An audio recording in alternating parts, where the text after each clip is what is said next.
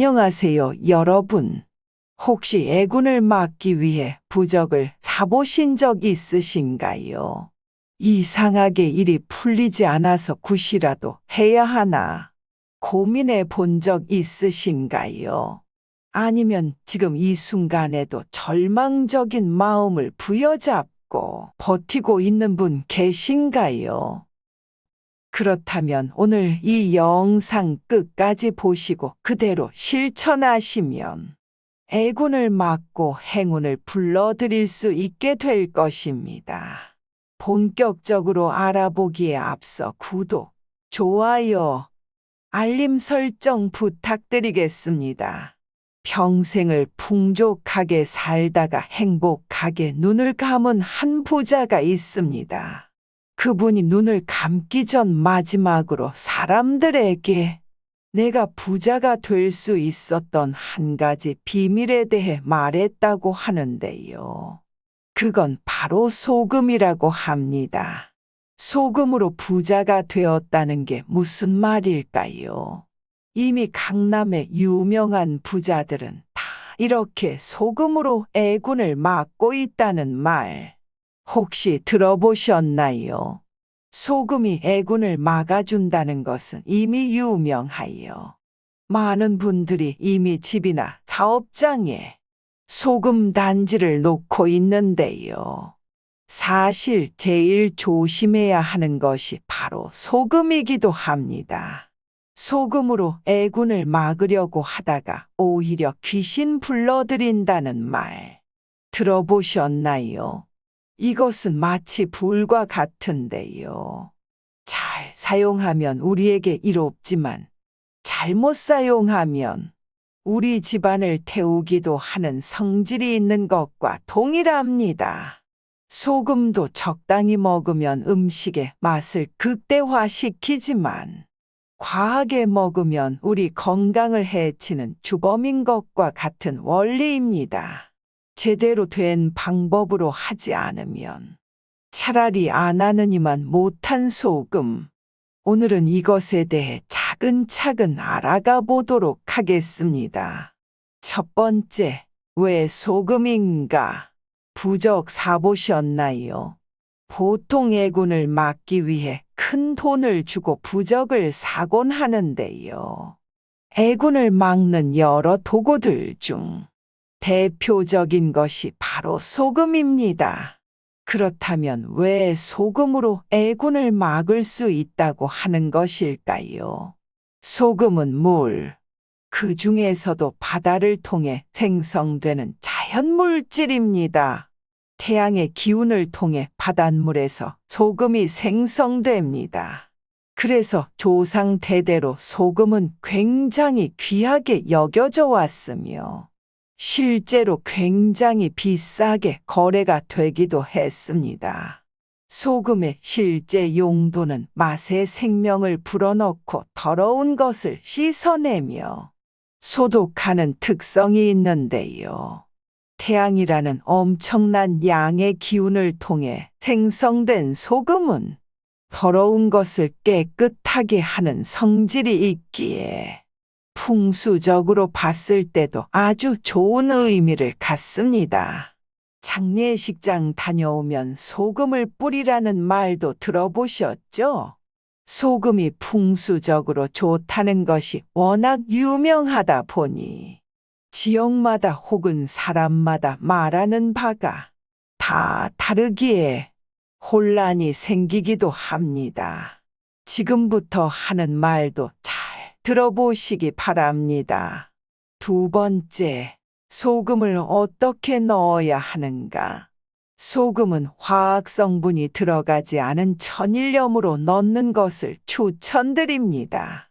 고운 소금이냐, 굵은 소금이냐는 중요하지 않습니다. 다만 깨끗하고 간수가 잘 빠진 좋은 소금이어야 합니다. 어떤 분들은 소금이 비싸야 합니까? 라고 질문하기도 합니다. 비싼 소금이냐는 중요하지 않습니다. 내가 살 수 있는 범위 내에서 가장 좋다고 생각되는 소금을 넣으시면 됩니다. 이것은 마치 제사상에 싸구려 음식을 올리지 않는 것과 같습니다. 제사상을 차릴 때에도 한국에서 제일 비싼 음식을 올리지는 못하지만 내 수준에서 가장 정성스럽게 준비한 음식을 올리는 것처럼 말입니다. 이렇게 준비한 소금을 어디에 보관해야 할까요? 가장 대표적인 것이 바로 도자기 재질의 단지입니다. 가장 좋은 건 흙으로 만들어 숨쉬는 공간이 있는 단지가 되겠습니다. 이 단지는 깨끗해야 하며 물기가 하나 없이 바짝 마른 상태여야 합니다. 여기서 중요한 건 뚜껑이 있는 단지여야 하는 것입니다. 단지의 뚜껑은 소금이 흡수한 안 좋은 기운을 다시 나가지 못하게 만들어준다는 의미가 있습니다. 굳이 열어둘 필요가 없는 것이죠. 그렇다면 소금에 넣는 양은 어떻게 해야 할까요? 내 마음이 간절한 만큼 엄청 많이 넣어야 할까요? 소금의 양은 중요하지 않습니다. 다만 소금 단지의 약 80에서 90% 정도 넣기를 추천드립니다. 소금을 꽉 채워놓게 되면 소금이 아무리 안 좋은 기운을 흡수했다고 하더라도 그것을 보관하고 있을 공간이 없어 효과가 없어지게 되는 것입니다. 반대로 소금이 너무 채워져 있지 않다면 안 좋은 기운을 막을 만한 힘이 부족하여 그 효과가 떨어지게 되는 것이죠.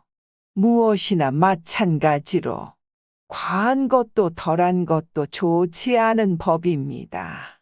세 번째, 소금 단지를 어디에 두어야 할까요? 모든 것은 정확한 방법대로 하는 것이 중요합니다. 지금부터 드리는 말씀도 잘 새겨 들으시길 바랍니다. 애군이 오가는 가장 대표적인 곳이 어디일까요? 네, 바로 현관입니다. 소금 단지는 현관 구석에 잘 두시는 것을 추천드리지만 만일 여러 이유로 발에 채이거나 불편한 상황이 있으시다면 신발장 안에 두는 것을 추천드립니다. 예로부터 소금은 단지 안에 넣어 땅 속에 보관하곤 했습니다. 이 또한 풍수학적으로 여러 의미를 갖는데요. 현대에 와서는 땅 속에 묻어둘 수 없으니 현관 중에서도 구석이나 신발장 안에 두는 것입니다. 마치 땅에 묻는 것처럼 말입니다. 동서남북의 방향으로 보자면 가장 야왕의 기운을 듬뿍 받을 수 있는 남쪽 방향에 소금 단지 두는 것을 추천드리지만 때와 상황에 따라 가장 음의 기운이 강한 곳에 두을 때도 있습니다. 이러한 것은 전문가의 진단에 따라 달라질 수 있는 부분이므로 나중에 차차 알아가 보도록 하겠습니다. 자, 이제부터 주의사항 말씀드리겠습니다. 뭐든 그대로 하는 것도 중요하지만 하지 말라는 건 하지 말아야 나에게 도움이 되는 것입니다. 만일 소금에 물이 생겼다면 당장 바꾸셔야 합니다. 풍수적으로 봤을 때 멀쩡했던 소금에 물이 생겼다는 것은 안 좋은 의미를 갖습니다. 이럴 때는 소금을 당장 바꾸시고 평소보다 더욱 몸살이는 것을 추천드립니다. 이미 물이 생겨 습기가 가득한 소금은 그 효능을 잃어버리게 됩니다. 그럼 소금이 말라 있다면 계속 사용해도 될까요? 아닙니다. 애군을 막아주는 소금은 정기적으로 교체를 해줘야 합니다. 그렇다고 너무 자주 교체하는 것도 좋지 않으며 1년에 한 번씩 교체하는 것을 추천드립니다. 다만 그 날짜는 개인에 따라 다르게 하셔도 상관없습니다. 애군을 막고 행운이 오기를 바라고 다짐할 수 있는 중요한 날짜를 정하여 정기적으로 교체해 주시면 됩니다. 그리고 다 쓴 소금을 버릴 때는 어떻게 버려야 할까요? 어떤 분들은 이 소금이 아깝다고 드시는 분들도 계시는데, 그러시면 절대 안 됩니다. 실제로 우리가 먹는 음식 중에서도 국물을 우려내거나 음식의 독성분을 빼기 위해 넣는 재료의 경우 그 목적을 다하면 버려야 하는 것입니다. 여러 애군을 막아준 소금을 내 입으로 다시 섭취하는 것은 어리석은 행동입니다. 이런 소금은 그냥 쓰레기통에 버리시는 것이 아니라 싱크대나 변기에 넣어 물로 흘려버리는 것이 가장 좋습니다. 이러한 행동은 애군이 다시는 우리 집으로 오지 않고 저 멀리 보내버린다는 의미를 갖습니다. 마지막으로 가장 주의해야 하는 것은 바로 마음가짐입니다. 애군이 나에게 오지 않고 행운이 오기를 바라는 마음을 늘 갖고 계셔야 합니다. 행운은 간절한 사람에게 찾아오게 되어 있습니다.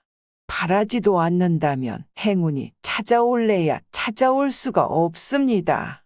그런 의미에서 이 영상을 보고 계신 당신에게 꼭 드리고 싶은 말이 있습니다. 만일 가족들 중에 소금단지 놓는 것에 대해 믿지 않고 부정적인 말 하는 사람이 있다면 차라리 소금단지에 대한 말을 하지 않는 것이 좋습니다. 보통 이런 것을 두고 부정탄다고 합니다. 우리 생각과 입에서 긍정적인 말만 나와도 부족한데 이게 뭐냐? 안 된다. 미신이다.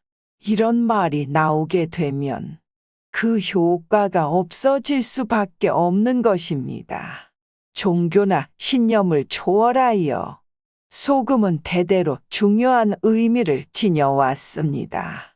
그리고 소금을 중히 여기면서 애군을 피하고 행운을 얻기 바래왔던 사람들은 재물운을 얻고 부자가 되었습니다. 단돈 몇천 원으로 애군을 막을 수 있다면 하지 않을 이유가 있을까요? 어떤 마음가짐으로 살아야 하는지, 어떻게 행운을 얻을 수 있는지 알았다면 당장 실천해 보세요. 그리고 이 영상을 여러 사람에게 공유해 주세요. 복은 착한 성질이 있어서 복을 나눠주고 싶어 하는 사람에게 더욱 찾아오게 되어 있습니다. 여러분들 혹시 행운을 얻고 싶으신가요? 구독, 좋아요, 알림 설정은 저에게 큰 힘이 됩니다. 댓글로 여러분들의 소망과 다짐을 적어주시면 저도 같은 마음으로 기원 드리겠습니다. 시청해 주셔서 감사합니다.